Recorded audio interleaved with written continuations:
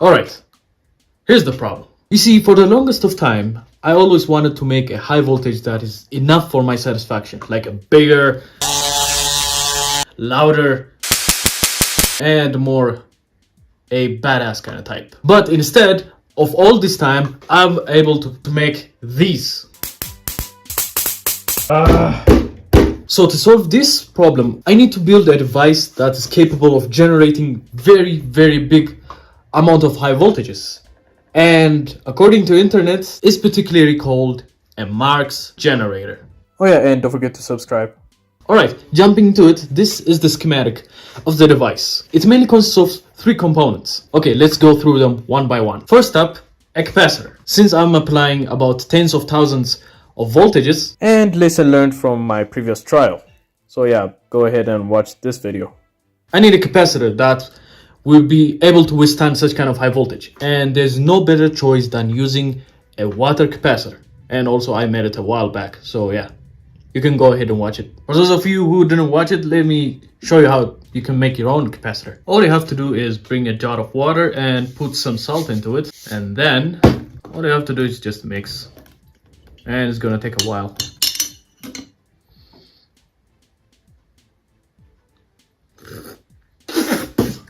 Yep, it's very salty. And then we're gonna bring two jars or a flask or whatever you call them. One is bigger and one is smaller. Then all you have to do is just put some water on the bigger first. And then we put some electrons and a high voltage source, which is my old ZVS driver. With a flyback transformer, of course.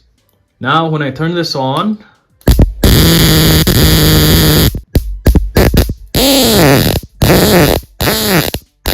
it makes a loud noise, which means it's functional. And also be careful because you do not want to touch this thing. Alright, next up, resistors. And similarly, since I'm dealing with a high voltage and resistance don't do exactly well because they're changing voltages. So we're gonna build our own, and that is similarly by using water. Again, here's how you can do it. All you need is this IV tube or a polypropylene tube, I think. We're gonna cut it and we're gonna fill it in water, and then we're gonna put on both sides a metal.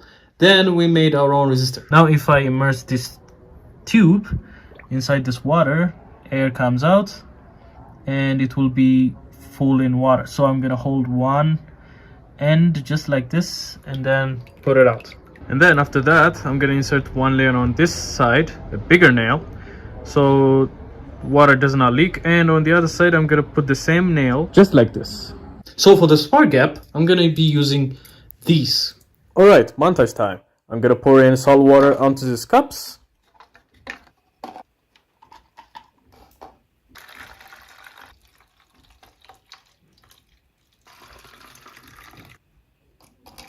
And then insert the resistors in each consecutive cups. For example, the inner into the inner and outer to the outer. The working principle of a Marx generator is relatively simple. A Marx generator charges the capacitors in series, and then each of the capacitors are charged with the same voltage, and then when the capacitors reach their limit, zap, the spark gap close and a high voltage buildup occurs. Okay, now here's the connection. Oh, and by the way, this water has now a different color because I let the nails sit in the water, which, well, made them rust. Alright, let's turn this on and see the beauty. You see that?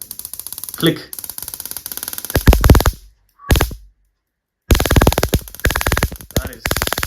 That is huge.